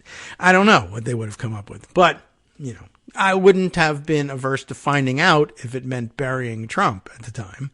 And you could probably get me to go along with that plan right now. Anyway... The issue is how ridiculous and how ridiculously overbroad the independent state legislature theory is and can be. But we've been over that ground in the past, and I guess we don't need to reiterate it. But it's just interesting that Pence comes off as, well, shoo, what a hero. He nearly, he saved the republic. Well, he was wide open to another equally stupid basis upon which to reverse the election right up to and through January 6th, and I guess still clings to it. So that's not so great. We'll just put it that way. All right, let's see. There are other things to share with you. There are many. As a matter of fact, I hinted at one of them, and let's open it up here and describe the provenance to you. Let's see. I got an email the other day, and did I star it? Did I make it at all possible for me to recover it easily? No, of course not. But here it is. It is the email of we've heard from him before on the show because obviously, well, you'll know why we remember the name, Mark Hamill. And I'm sure at the time we said, and we'll have to reiterate now, not that Mark Hamill, the important Mark Hamill, the one that listens to the show. The other one might listen to the show. That would be pretty important to find out. But we think that he doesn't. But the one that's important to us is the one that does. Mark D. Hamill, who wrote us and shared this. Is it a Substack, Mark? I want to be clear on whether or not it is or isn't. No, it's not. It's is this the old WordPress? Yeah, WordPress.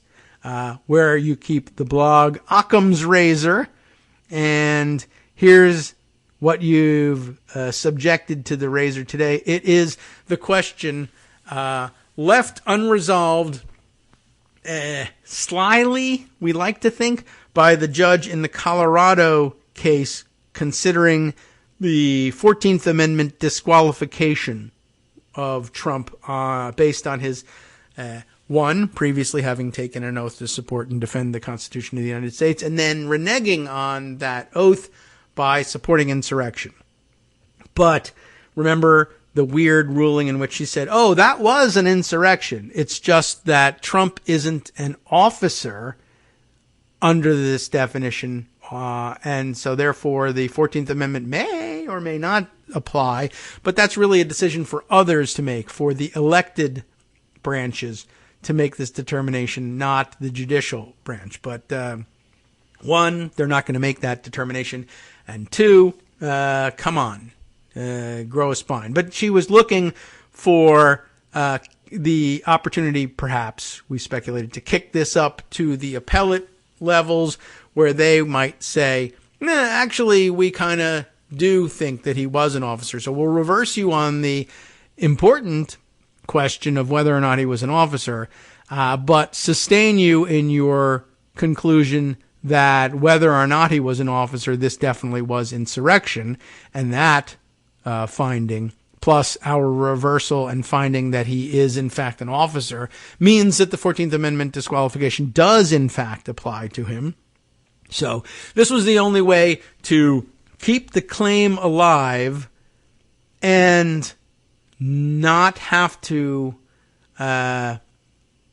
one, make the decision all by yourself, and two, not have to be, or not be embarrassed or upset if you were reversed in part by the appellate division afterwards. But we'll await the decision of the appellate courts there. But in the meantime, we have Mark's insight on the question of whether or not Trump was an officer of the United States when he was president. And guess what?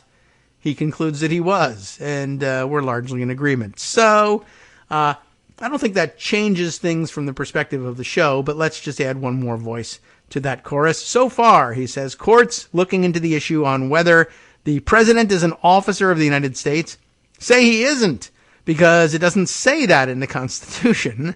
Thus, Donald Trump can't be kicked off the 2024 presidential ballot. But if you read Article 2, it says as much when it specifies the oath of office the president is required to take.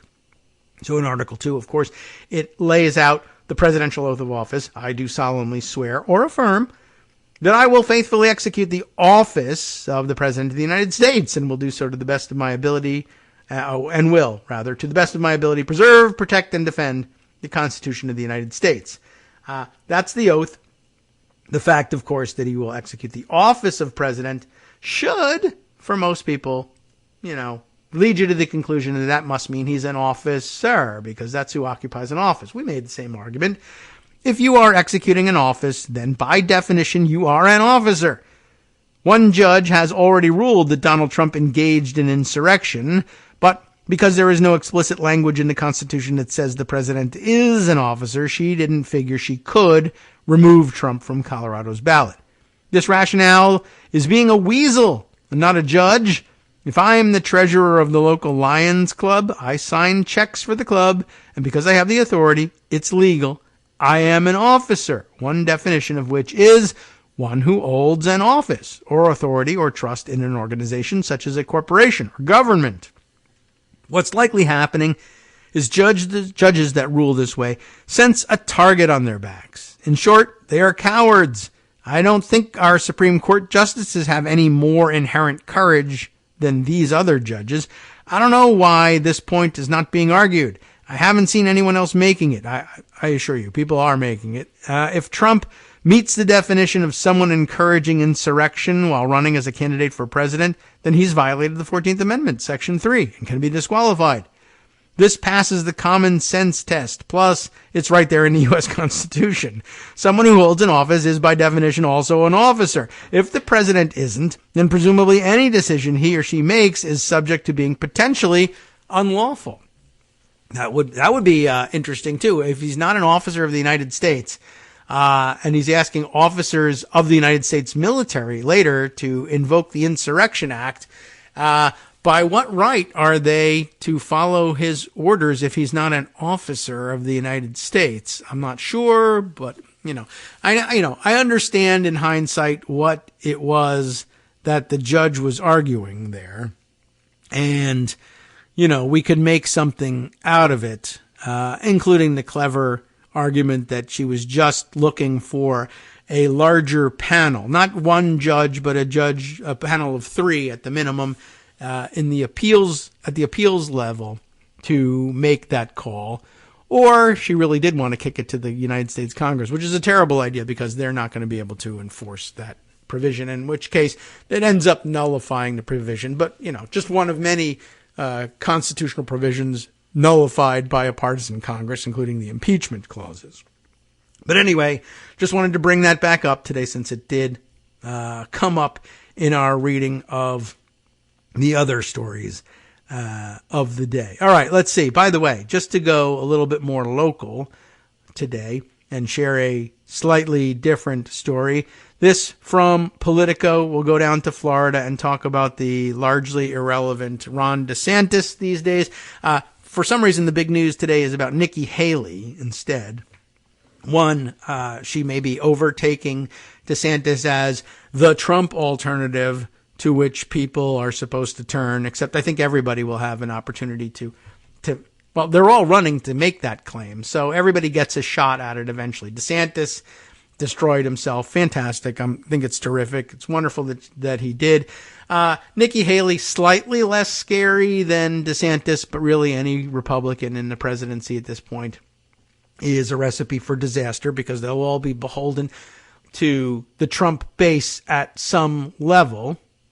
And, of course, they'll have to be working with Mike Johnson if he continues as Speaker of the House, but we aim to replace him as well. But think of it in terms of what we've been talking about going on in Israel these days with Netanyahu and him being beholden to a base of crazies of his own. And look what it's done to his government.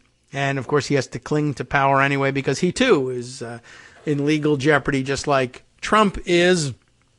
So it's a disturbing parallel.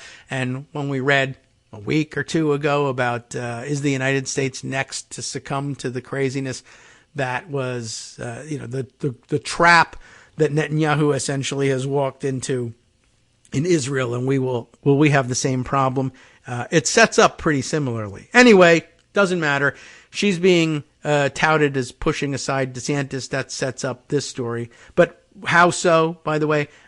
Just to get it on the record, because I've seen it show up in my email this morning, and The Hill flacking their stories about it, as well as the New York Times, that Nikki Haley was endorsed by the Koch network in a bid to push past Trump, according to the New York Times headline there. Whether or not it'll make any difference, I don't know. I mean, all the money in the world didn't help DeSantis do it, And look, my hope is that they light all the rest of the money in the world on fire trying to help Nikki Haley do it. And I don't know. I mean, I guess I hope it succeeds. It would be fantastic if Trump was never nominated, as long as Democrats are capable of winning the election with Nikki Haley as the Republican nominee. I don't care, but but this presupposes the outcome about which I do care. So I don't know. Not my call at this point, but just wanted to note for the record that this is happening. But what else is happening? It's from down in Florida, further reason to point and laugh at Ron DeSantis, this time via his proxy, Joe Ladapo. Is that the way he pronounces the name of his wackadoodle Surgeon General? Remember, he had to go out and find a Surgeon General that would enable his COVID denialism. So he landed on this guy because no other doctor, I guess, would do it. Well, here's some interesting news. The University of Florida has turned against Joe Ladapo. And remember that the university system down there in Florida is supposed to now be like personally beholden to swear loyalty to the governor or else something, and they all get fired. But they still said, well, doesn't matter. We can't abide by this guy because he's nuts. Colleagues say the state surgeon general is rarely on campus. Why is that of interest? And has, quote, sullied the reputation of the flagship school. Well, let me explain, or rather let me have Arek Sarkisian explain for you. Professors at the University of Florida had high hopes for Joseph Ladapo. Why did they care about the Surgeon General? I'll tell you, or Arek will tell you. But they quickly lost faith in him. That much we know. In December. Why December? Don't know. Just added that for no reason. But in 2021, the university was fast-tracking him into a tenured professorship as part of his appointment as Florida's Surgeon General. Did you know it was 2 jobs in one? How fantastic. Job for life, if you just toe the line. Ladapo, Governor Ron DeSantis' pick for the state's top medical official, dazzled them with his Harvard degree and work as a research professor at New York University and UCLA. That sounds pretty good, right? Professors had anticipated Ladapo would bring at least $600,000 in grant funding to his new appointment from his previous job at UCLA. That didn't happen. Oh well, they expected he would conduct research on internal medicine as directed by his job letter. Instead, he edited science research manuscripts. That's nice. He gave a guest lecture for grad students and wrote a memoir about his vaccine skepticism. Wow. Well, Ladapo's work at University of Florida has generally escaped scrutiny, yet interviews with more than 24 current and former faculty members, state lawmakers, and former agency heads, as well as the reviews of internal university emails and reports, show that the staff was worried that Ladapo had bypassed a crucial review process when he was rushed into his coveted tenured position and, moreover, was unsuited for the position. Remember, keep in mind that this also is happening in the context of DeSantis and others pressuring their Republicans who are running for president and otherwise, pressuring their state university systems to, in various places, get rid of tenure entirely because professors are liberals and we got to get rid of them, or at least not allow tenure for liberal arts and humanities professors, but will allow it for STEM professors or some variant of it. But all of which was to increase accountability directly to the governor's office in education, which is weird and improper. But underlying all of this, that DeSantis and his education officials were rigging up for Ladapo in exchange for your coming in here and ruining your medical credentials as Surgeon General and doing the COVID denialism thing. Don't worry about it because, it should otherwise jeopardize your career, but instead we'll make you one of the last tenured professors allowed at the University of Florida, and we'll just fast track you for it and do no review of your work. Just do this lying for the governor, and the governor will reward you with a lifetime position at the University of Florida. And it's okay, University of Florida, you're not just giving away your money. You'll be getting lots because he'll bring in lots of grant research money, except if he doesn't show up and do any of the work at this no-show job, which is tenured. That's what was happening. His dual role at University of Florida shows how DeSantis and state Republicans have used the flagship public university to further their political goals, with uncertain benefits for students and other faculty, or in fact, working to their detriment. The university also hired as its new president former Nebraska GOP Senator Ben Sasse, remember him, who joins several former Republican lawmakers in leadership roles in Florida higher education, including former State Senator Ray Rodriguez, who is chancellor of the university system. Ladapo has made headlines across the country for his contentious stances, to say the least, on COVID mandates and vaccines. As a Surgeon General, he has bucked the medical establishment by claiming Pfizer, BioNTech, and Moderna vaccines are dangerous, he says. I don't say that, by the way, YouTube, so just letting you know, for healthy young men, and warned people under the age of 65 from getting, I was against getting the most recent COVID boosters. I mean, I don't say, again, YouTube, I say go get the boosters, but Joseph Ladapo says no. Ban him, not me. He was also criticized for supporting hydroxychloroquine, which I also don't support. The anti-malaria drug heralded as a coronavirus treatment, which it isn't, by former President Donald Trump. A study later found the drug didn't prevent COVID-19. Well, that's too bad, isn't it? While the state has provided other appointees with the same type of tenured position, which is bad, Ladapo had warning signs from the start. It usually takes months to properly interview and analyze candidates for tenured professorships, but Ladapo's application took less than 3 weeks. They're cutting red tape here in Florida. Anyway, a lot of people thought he had been vetted by the College of Medicine, like anyone who goes through the entire tenure process, said one current UF professor who was not authorized to speak and was granted anonymity to freely discuss the matter. That would have caught a lot of red flags, you know, using the process. But that's deep state garbage and bureaucratic nonsense. Somebody advised me that I should become was it Mark? You advised me I should become the Alex Jones. Right? So I don't know whether he meant just adopt an Alex Jones voice or make outrageous claims. I think both. But anyway, yeah. So where were we with this? Right. Some also bristled at Ladapo, in an email to the heads of the medical school, said he'd only visited the sprawling Gainesville campus twice in his first year on the job, showing a lack of familiarity with Florida's flagship medical school. So, you know, bringing in lots of money. No, that didn't happen. Teaching classes. That didn't happen. Showing up on campus once in a while. No, that didn't happen either. Tenure, though. Here you go. Ladapo declined to comment for this story, and UF health officials would not answer questions about his time as a professor. A spokesperson for UF did not respond to specific questions about this story. The DeSantis administration also did not respond to a request for comment. Ladapo's two confirmations, by the state Senate, included committee hearings that allowed senators to ask him questions about his performance at both jobs.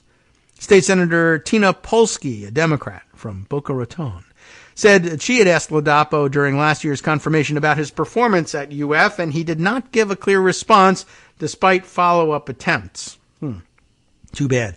You know, he never taught a class, per se, and it was just his typical word salad answers for everything, Polsky said. It's really frustrating. Polsky said in light of the intense criticism and controversy over Ladapo, she was not surprised to hear about his problems at UF. It was very par for the course, Polsky said. This guy is a charlatan. He's not looking out for anyone's health, and he's going to campaign with DeSantis. That sounds bad. Next section, 2 roles. Here what they are. Ladapo was the perfect fit as Surgeon General for DeSantis. Like the governor, he said he had gained prominence by criticizing safety measures early in the pandemic, including questioning the effectiveness of boosters and the need for mandatory masking. Both of them also supported the Great Barrington Declaration, which called on governments to adopt the herd approach, the herd immunity approach. Remember that for COVID-19, which occurs after enough people in the population recover from the virus and develop antibodies to fight it off in the future. By the way, 1/3 of the entire population of the United States, or more rather, have already reported, not just been infected, but have actually reported their infections to the authorities and had it reflected in the stats, and it's still going. So no, there's no herd immunity anytime in the near future. And while the UF staff was initially enthusiastic about Ladapo, faculty staff began expressing concerns almost immediately over how quickly he was given a tenured position, his inability to bring over pledged grant funding, conflicts with colleagues, and issues with how much time he spent at the university versus his job as Surgeon General.